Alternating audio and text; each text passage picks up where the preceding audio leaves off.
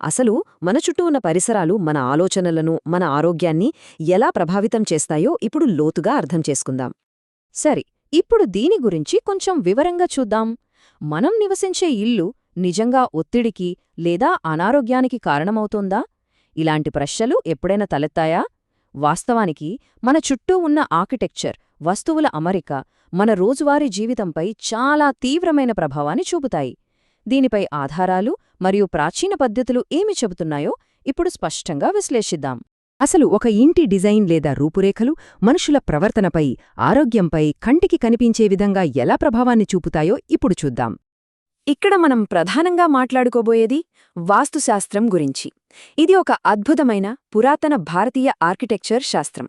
భూమి, నీరు, అగ్ని, వాయువు మరియు ఆకాశం ఈ 5 ప్రకృతి మూలకాలను సమతుల్యం చేయడం ద్వారా ఇంట్లో ప్రశాంతతను తీసుకురావడమే దీని ప్రధాన ఉద్దేశ్యం.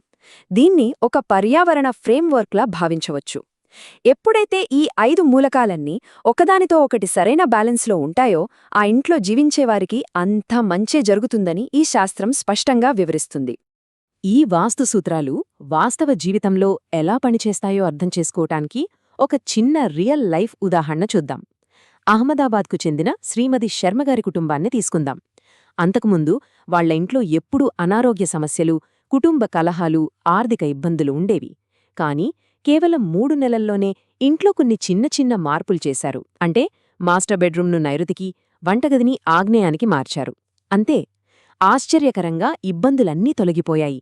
ఇంట్లో ప్రశాంతత, ఆర్థిక స్థిరత్వం ఏర్పడ్డాయి. అంటే ఇంట్లో ఒక చిన్న స్థలమార్పిడి కూడా జీవితంలో ఎంత అద్భుతమైన మార్పును తీసుకువస్తుందో ఇది మనకు స్పష్టంగా చూపిస్తోంది కదా. స్థూల వాతావరణంలో గాలి ఎలాంటి ముఖ్యమైన పాత్ర పోషిస్తుందో తెలుసుకోవడం నిజంగా చాలా ఆసక్తికరంగా ఉంటుంది. పంచభూతాల్లో వాయుమూలకం గురించి మాట్లాడుకుంటే వాయువ్య దిశ గాలికి, కదలికలకు, అలాగే కమ్యూనికేషన్కు ప్రతీక అని మనకర్థమవుతుంది. ఈ దిశలో గాలి ప్రవాహం సరిగ్గా ఉంటే ఆ ఇంట్లో ప్రాణశక్తి లేదా జీవశక్తి చాలా ఉత్సాహంగా, స్థిరంగా ఉంటుంది. ఇది కేవలం గాలి మాత్రమే కాదు, మానసిక స్పష్టతను కూడా మెరుగుపరిచే ఒక శక్తి. మరి ఈ గాలి శక్తిని మనకు అనుకూలంగా ఎలా మలుచుకోవాలో తదుపరి స్లైడ్లో చూద్దాం.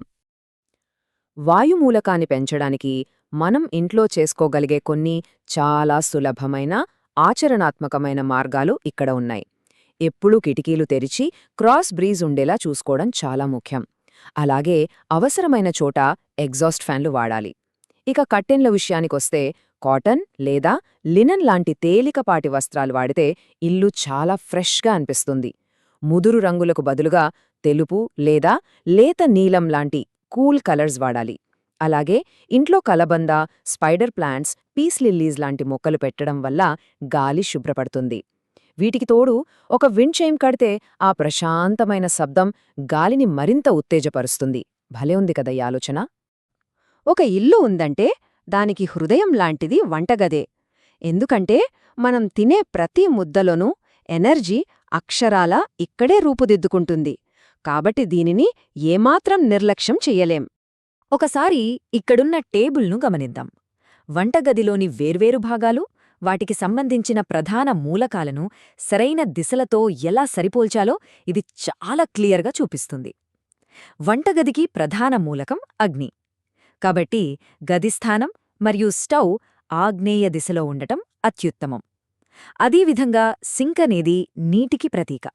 కాబట్టి దానికి ఈశాన్యం, ఉత్తరం లేదా తూర్పు చాలా అనువైన దిశలు. ఇలా కరెక్ట్గా ప్లాన్ చేసుకుంటే ఇంట్లో సానుకూల శక్తి ప్రవాహం ఎలాంటి అడ్డంకులు లేకుండా సాఫీగా సాగిపోతుంది. ఏది చెయ్యాలో తెలుసుకోవడం ఎంత ముఖ్యమో, ఏది చెయ్యకూడదో తెలుసుకోవడం కూడా అంతే ముఖ్యం. ఎట్టి పరిస్థితుల్లోనూ వంటగదిని ఈశాన్యం లేదా నైరుతిలో ఏర్పాటు చేయకూడదు. ఇంకో విషయమేమిటంటే నలుపు లేదా బూడిద రంగులాంటి ముదురు రంగులు ఎప్పుడూ నెగటివ్ శక్తిని ఆకర్షిస్తాయి. కాబట్టి వాటికి బదులు పసుపు, ఆరెంజ్, బ్రౌన్ లాంటి వెచ్చని రంగులు వాడాలి. వంటగది మధ్యలో అంటే బ్రహ్మస్థానంలో సింక్ ఎప్పుడూ ఉండకూడదు. అన్నిటికంటే ముఖ్యం, సింక్ కింద చెత్తాచెదారం లేకుండా స్పేస్ను ఎప్పుడూ శుభ్రంగా ఉంచుకోవాలి.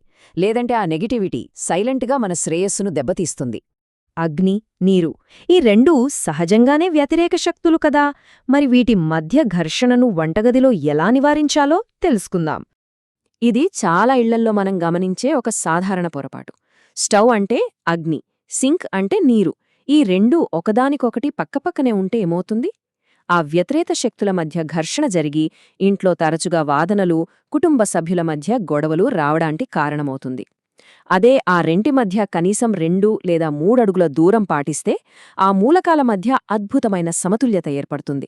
తద్వారా ఇంట్లో ప్రశాంతత పెరుగుతుంది, అనవసరమైన అనారోగ్యాలు లేదా ఆర్థిక సమస్యలను కూడా రాకుండా ఆపవచ్చు.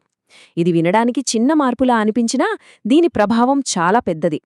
అలాగే ఇంకొక ముఖ్యమైన విషయం, వంటగది తలుపు వైపు వీపు పెట్టి వంట చేయడమనేది ఎప్పుడూ మంచిది కాదు.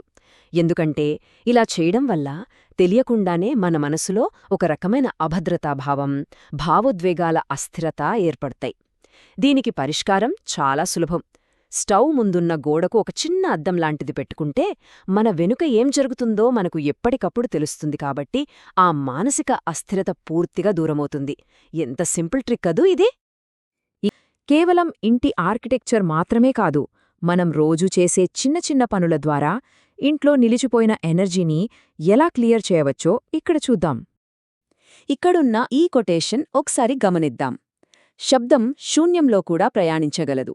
ఇది నయం చేస్తుంది, సమతుల్యం చేస్తుంది మరియు పూర్తిగా మార్చివేస్తుంది.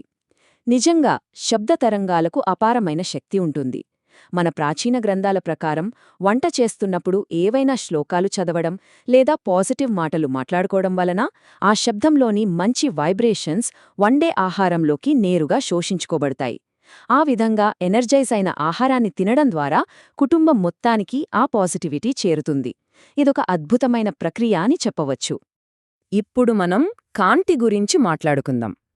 ఇళ్లల్లో దీపం వెలిగించటం అనేది ఎప్పట్నుంచో వస్తున్న ఒక అందమైన ఆచారం. అగ్ని అనేది ఒక పవిత్రమైన మూలకం. ఇది పరిసరాల్లో స్తబ్దుగా ఉన్న ప్రతికూల శక్తిని దహించివేస్తుంది.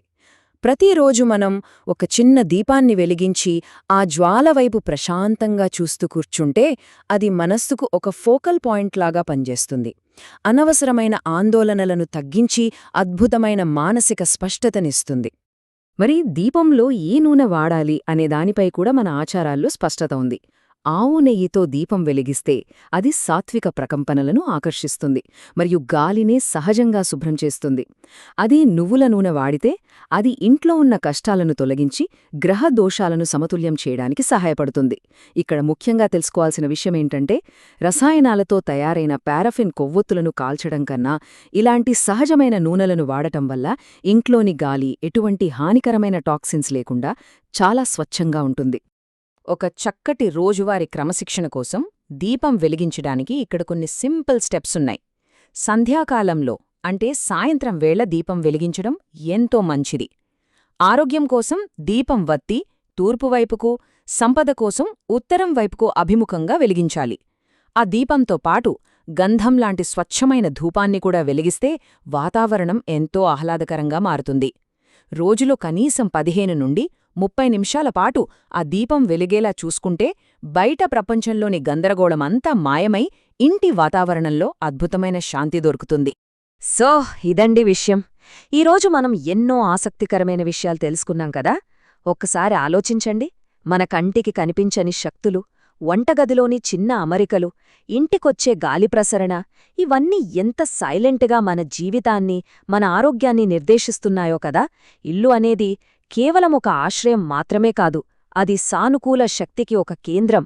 ఈ చిన్న చిన్న మార్పులు మన జీవనశైలిలో ఖచ్చితంగా పెద్ద సానుకూల ఫలితాలను తీసుకువస్తాయి. ఈ విశ్లేషణ అందరికీ ఎంతో ఉపయోగపడుతుందని ఆశిస్తున్నాం. మళ్ళీ మరో ఆసక్తికరమైన అంశంతో కలుద్దాం. అప్పటివరకు ఆనందంగా ఉండండి.